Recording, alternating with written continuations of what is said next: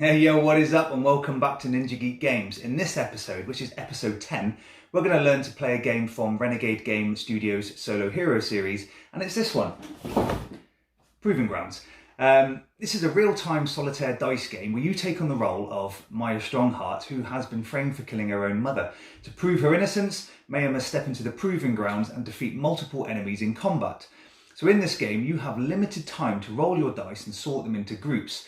There is a push your luck element here, as you need to decide when to re-roll your pool or stick with the combat dice you have. And this is all dependent on what enemies you could attack or could be attacked by. And you only have a short time to make these decisions. To win the game, you need to defeat 8 enemies before they reduce your health to 0. So let's take a look inside. The first thing you need to do for setup is place the encounter board in the centre of the table. This is Maya, this represents you, and this is a health track here. These 6 empty slots are where the enemies get placed around her, and these white areas here represent the numbers for the die that are placed during the attack assigning phase. This area is the exhaustion track, and this here is used during the Chariot module. Firstly, you shuffle the deck of cards, place it to the side of the board to place a draw deck, and then draw 1 card for each of the empty 6 slots. And these represent the enemies that Maya will be facing throughout the game. Each of these cards has a battle track on the right hand side with a greyed out area, and this greyed out area is the battle track start area. The game comes with these battle markers that you can use for those areas, but I've pimped mine with some red cubes to make it easier to see. So these get placed on the start area of each of the battle tracks for the visible enemies. And then you place the health marker on the first space of the health track.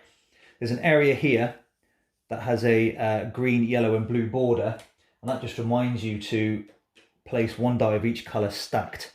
Here, 3 die get placed on the exhaustion track, which can be gained later. And lastly, take your pool of 8 remaining dice, 5 of which are white, 3 are coloured. And that's the setup, and you're ready to go and fight now. There are 6 additional modules that can be included in the game in any combination. But for this, I'm just going to run through the core game, which is called the training game, and we'll go over the modules later. Each round in the game has 3 phases that are the roll, resolve and recover phase. For the roll phase, all you need to do is take your pool of dice and roll them.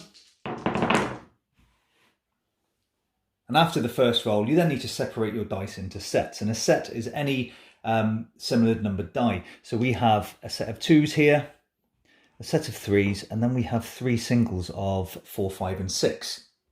What you can do now is choose to re-roll your dice. However, you can only re-roll sets. And if you re-roll a set, it has to be 1 set at a time. You cannot re-roll singles. Therefore, in this case, I may decide to re-roll the 2s, which I've rolled a 3 and a 1. I now have a set of 4 3s, and I've created an extra single. So if I needed to re-roll the set, I could only re-roll these 3s. And by doing so, I've now created sets of 6, sets of 1s, and now have singles of 3, 4, 5. The cool part here is you have a limited time to do this. You can use any stopwatch or download the Renegade Games companion app that provides a proving ground timer.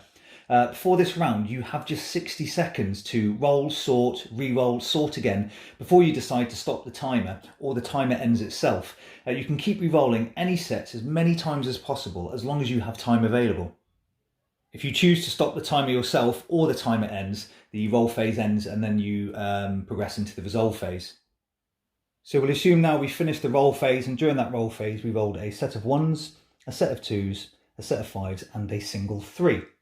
We now enter the resolve phase where we need to place all of our die on the encounter board, assigning them to the same numbered area adjacent to the enemy card. So for the dice in our pool, the set of 1s get placed on position 1, set of 2s on position 2, the single die of 3 on position 3 and the set of 5s on position 5 here. As we didn't roll a 4 or 6 in our pool, we leave those areas empty. And then starting in position 1 and going clockwise, we need to check to see if we've scored a hit against an enemy or an enemy has scored a hit against Maya. Generally, in most circumstances, placing a single die will likely cause you to take a hit, and placing a set will either cause you to score a hit against an enemy or nothing will happen, and this is dependent on certain requirements. So we'll start on position 1. First thing we need to do is note where the battle marker is on the battle track, and it's on the start space, so we then look one position higher. If we take this card, you can see that the area here shows a 2+, and that means we need at least 2 dice in our set to score a hit. As we have 2 dice in that set, we score 1 hit and move the battle marker up 1 space. Next at position 2, we'll do the same. Note the box above where the battle marker is. Here it does show a 2+, but it shows a prerequisite for a blue or a green dice. Now we have the right number of dice, but not the correct colour, because we need a blue or a green to meet those requirements. Therefore, we don't score a hit against the enemy, but because we've placed a set, the enemy doesn't score a hit against us. We'll move to the next position. Position 3, we have a single die, and that means the enemy scores a hit and the battle marker will move down 1 space. At position 4, nothing happens because there are no dice placed there, so we can move on to position 5. Now, we'll assume here that it's later in the game and the battle marker is near the top of the card. This card will show a 2+ at the top with a blue die as a prerequisite. And here we have 3 dice with a blue dice. We have met the needs for that card. The battle marker moves up to the top of the card. And for position 6, nothing happens because there are no dice present. Once that's done, we next need to check the position of all battle markers on all the cards. If the battle marker has reached the top of the card, the enemy is defeated. If the battle marker has reached the bottom of the card, where the wound is, Maya takes a wound. So for these 2 areas here, for position 1 and position 2, the battle marker isn't at the bottom or the top, so we can continue. Now here, Maya has to take a wound because the battle marker has reached the bottom of the card. There are a number of things that we need to do. Firstly, you'll take a die from your pool and place it in the exhaustion area. Generally, you'll take a white die because the coloured ones are used for the requirements of particular attacks. So we'll take a white one and you stick it in the top area of the exhaustion track. If there are any die there, you simply stack them. The next thing you do is you move your wound marker down 1 space on the battle track. Now, if this wound marker ever meets the stack of dice here, you get to choose any one of these die and add it to your pool, and this stack will then move down 1 space.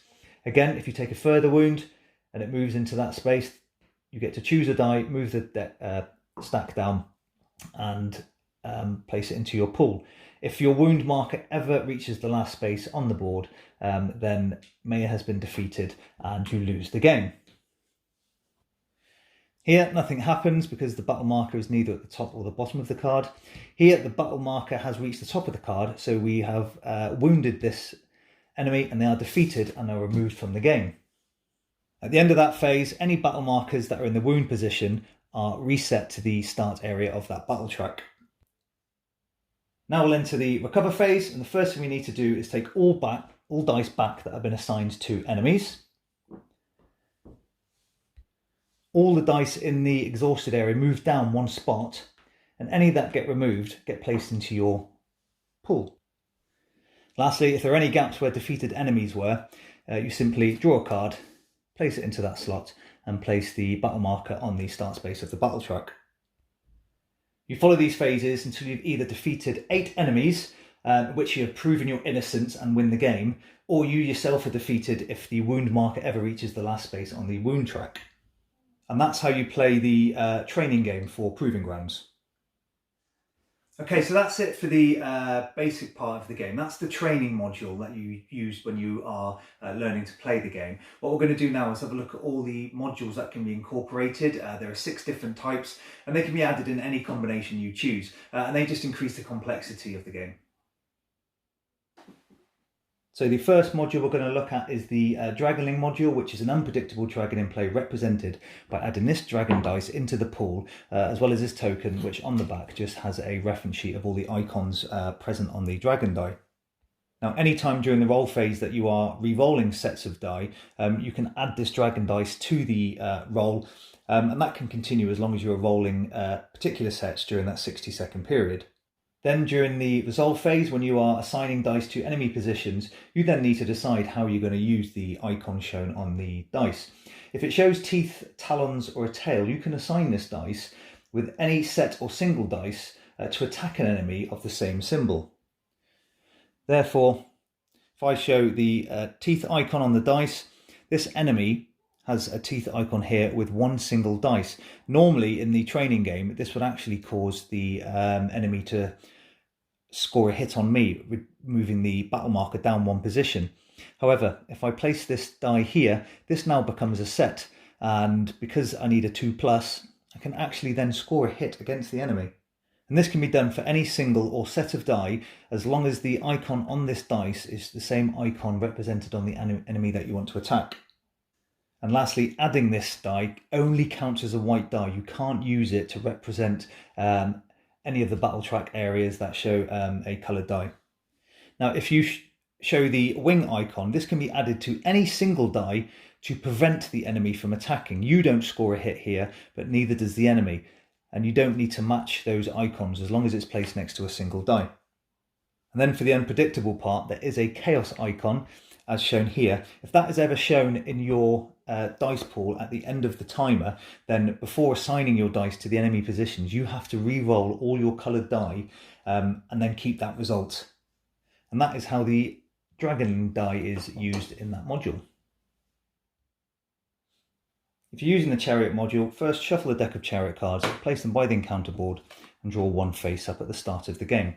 During the rolling phase, you can place any required dice on these cards and it will either be a single die of a specific number or any set of paired die. And that prevents the ability on that card from activating.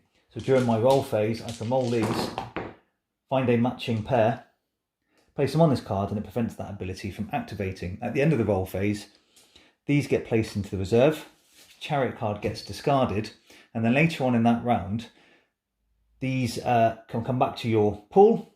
And after the exhaustion track is moved down, if there are no dice present in the exhaustion track, you have to draw another card. Now, using the shields in the shield module makes the enemies more difficult to hit. If attacking an enemy with a set but you don't meet all the requirements, then you must add a shield to the card. In position 2 here, we have the 2 dice that is needed for the requirement, but we don't have a blue or a green die. Therefore, a shield is added to that card. Now, whilst an enemy is shielded, if you attack with a single, as in here, the shield token is removed, but the enemy doesn't score a hit. However, if you're attacking a enemy with a shield with a set, even if it meets the requirements and it has a shield, the battle marker is still moved down one space, whether you would have scored the hit or not. Now, when using the Conspirator module, you shuffle the Conspirator cards and place the deck face down next to the encounter board at the start of the game.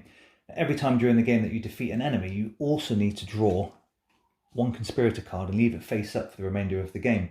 Before the roll phase, at the start of the round, you have to roll one single die, and if you roll a die matching the number on the Conspirator card, then that ability becomes active for the rest of the round. It's important to note that there are 6 Conspirator cards, and at some point in the game, all 6 could be active. Now, when using the Sun and Moon module, this adds a field of view mechanic to the game. And during the setup, you need to add the Sun and Moon dial to the board and place the 3 coloured markers in the required slots on the left-hand side of the dial and not place them on the wound marker area as in the standard game. Before the roll phase, you need to rotate the board so that the dial sun area is facing an enemy that is different from the one it was facing in the previous round. So we'll assume we've completed the roll phase. We'll add our 2s to here, our 3s to here, 4s and a single 5. Now, when looking to see if you've scored a hit, if you score a hit against an enemy that the sun area is facing, as well as scoring the hit, you also get to take a die of your choice from the coloured area on the dial. However, if you fail to score a hit against an enemy in the moon position, then you automatically take 1 hit. Now note that this is resolved after battles, so that if a single die was placed here, you would take 1 hit for the die as a single, and also 1 extra hit for not being able to score a hit against the moon side. So you need to be extra careful when placing singles during this game.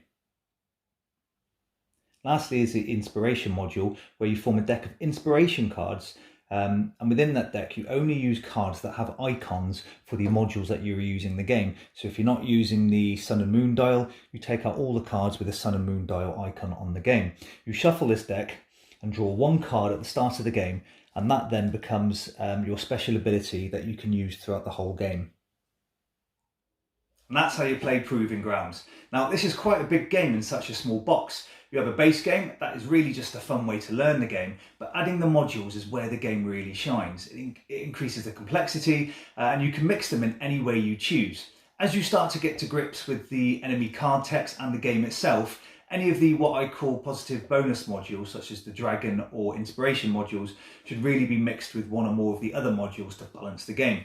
And then during the roll phase, you do get that sense of panic whilst deciding what to re-roll based on what cards are in play, how likely you are to be wounded, plus that damn dragon die showing the chaos icon. Now, adding all of the 6 modules together can seem overwhelming at first, but I think that's the whole point of the game. You've got 1 minute of your head spinning, and unless you've planned very, very well, you're going to have a tough choice when we're rolling.